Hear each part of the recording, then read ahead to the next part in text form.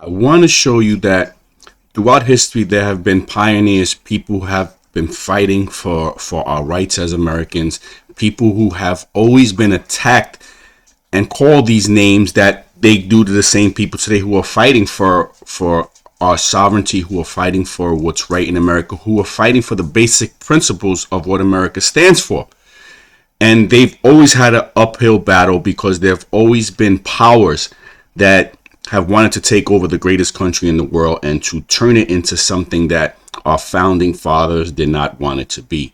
And I want to show you a little about this gentleman right here, Robert Welch. And if you're not someone who follows politics closely, or not a historian, or know history of politics, you may not have heard of this gentleman, but he is the founder of the John Birch Society, which was started in 1958, and he was someone who saw what was going on in America and was passing the message that today shows we are where we are because someone like him foresaw what was happening and was warning us about it, and little to nothing was done. And that's why they don't talk about this guy anymore, because they continued on their progressive path and destruction of America. Two parts I want to show you to this. I don't want to make a long video. I just basically want to show you how he was attacked back then. And if you say these things today, they attack you in the same way. See, the attacks never stop. The same words never stop because they have a grip on the mind of American people who don't really follow what's happening. And they use the same words right here. Conspiracy theorists. That's what they called him back in the days. But I'm going to show you a video that he did, and it's going to blow your mind because everything he said is what's happening today, yet he's a conspiracy theorist. The same thing goes today for the people who they use that term on. When you see what they say and then you start to break it down and unravel what they say, how it all eventually comes out to be true. I'm going to just give you a brief synopsis of him real quick, and then I'm going to show you his video. It's important. I'm not going to make this a long video, but I want you to see.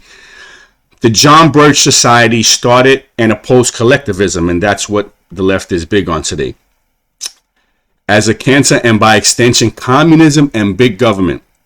The organization and its founder, Robert Welch, promoted Americanism. He was America first, and that's what I'm going to show you in the second video of him. He was America first before America first. As the philosophical antithesis of communism, it contended that the United States is a republic and not a democracy, and argued that states' rights should supersede those of the federal government. That's a fight we're having right now, a fight that's currently going on today. And how you always watch the Democrats always say, they're destroying democracy.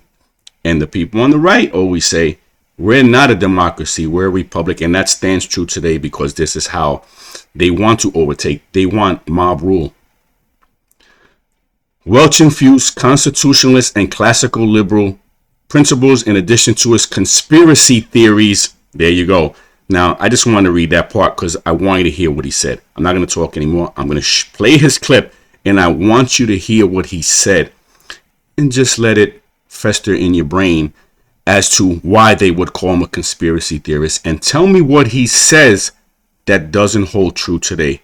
It's amazing how people were screaming years ago about what's happening today, and they called them conspiracy theorists. Anyway, here goes the video. Check it out, and you be the judge.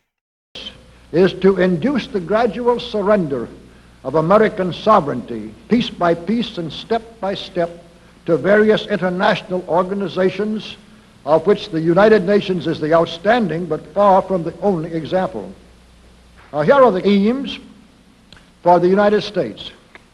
1, greatly expanded government spending for every conceivable means of getting rid of ever larger sums of American money as wastefully as possible.